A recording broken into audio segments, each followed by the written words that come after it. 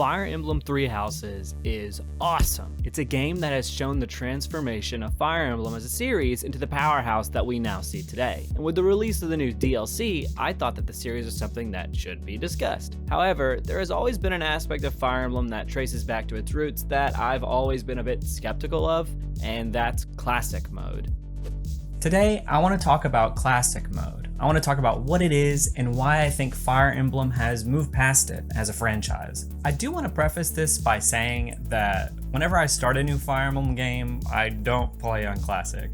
I know I'm going to get comments that say I'm not good at the Fire Emblem games, or I'm not a true fan, or oh wait.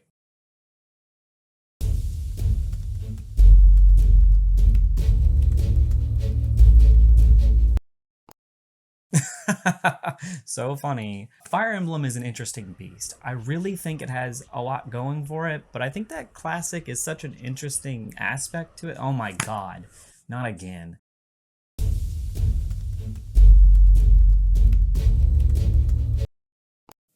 What? There's gonna be nothing there. Well, we should talk about Classic. The Fire Emblem series has always been difficult. It's a series that focuses on strategic battles that are likened to war strategies. Prior to the Fire Emblem game Fire Emblem Awakening, the main gimmick of the franchise was that whenever a character died, they were gone for good. This meant that the characters would become unusable in your party after their death, so all the time and effort that you placed in them would be gone. I worked on you so much, you farm boy. This is pretty brutal, as it would make you feel the impact of that character's death, and it would remove some strategy that you had prior. But since the release of Awakening, this gimmick has now been placed into its own mode called Classic, and a casual mode was added, in which permadeath is no longer a thing, and characters simply return to your roster after the battle. However, while permadeath has a direct impact on gameplay, I haven't mentioned its impact on the story, because permadeath in Fire Emblem doesn't have an impact on the story. This is because when a story central character dies in your battles in Fire Emblem, the game does one of two things. It either gives you a game over, as that character's death meant the game over conditions for that map, or it simply classifies the character as injured and the story moves along like normal. I'll just go rest up or something.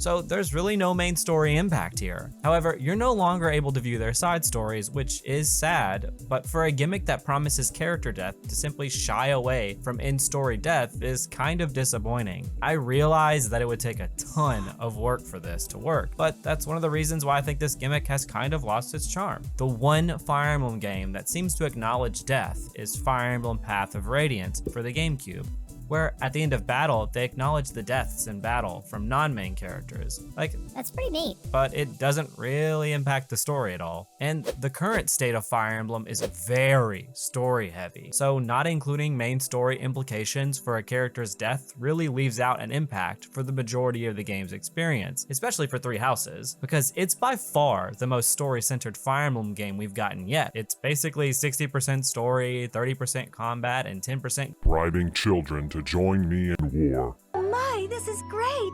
Thank you so much. I go now to meet the goddess. But if you treat Classic Mode as simply a gameplay change and a challenge, then the experience should work, right? Well, yeah, but a lot of people suggest a thing called resetting. And I mean, a lot of people suggest this.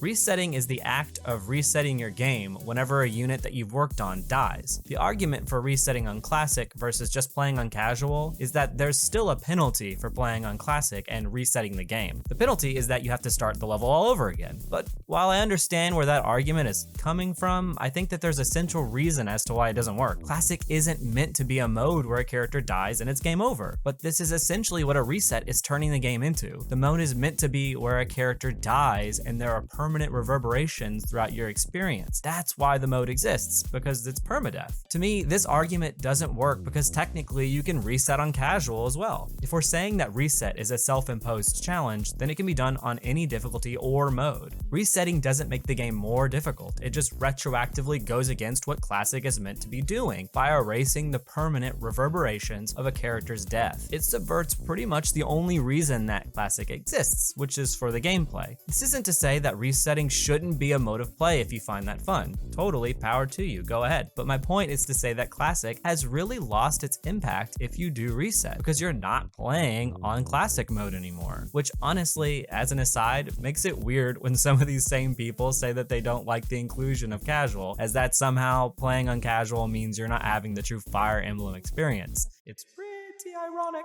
To me, resetting is like if someone played a Nuzlocke in Pokemon, but then reset their game every time one of their Pokemon died. Like, you're not playing Nuzlocke anymore.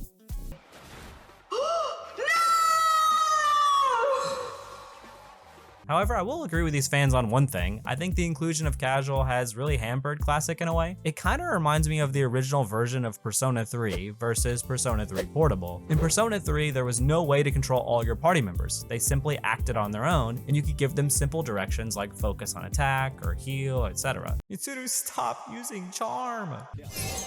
But the portable version of Persona 3 gave the players the ability to control all of their characters. This makes the charm of the gimmick kind of fade when there's a more smooth experience available to the player. I think that casual mode generally does this to Classic. I think for 95% of players, if you want a challenge, just play on casual on the highest difficulty, because it seems like for most others, even if you really want a challenge, you'll often reset the game because someone that you spent a lot of time on died. When again, that is the point of Classic. If someone dies, their death should remain. Ultimately though, if you're not resetting and you play Classic for strictly a gameplay change, then I think the mode offers a really unique experience. However, if you reset or you're looking for Classic to offer any significant story changes, I think that Classic isn't the mode that you should be playing on. I think casual can offer a significant amount of difficulty on its higher levels, and I also think that casual allows you to experience the whole story as the developers meant it to be played. So what do you think about Classic mode? I want to know what you think about it in the comments. But also, what do you think about resetting? I think that that's kind of a controversial topic. And as always, you can like, subscribe, hit the bell button. All of that really helps my channel. You can also follow me on these socials up here, and they'll also be in the description. Regardless, thank you for watching. Gotcha. Oh my God. Where's he going?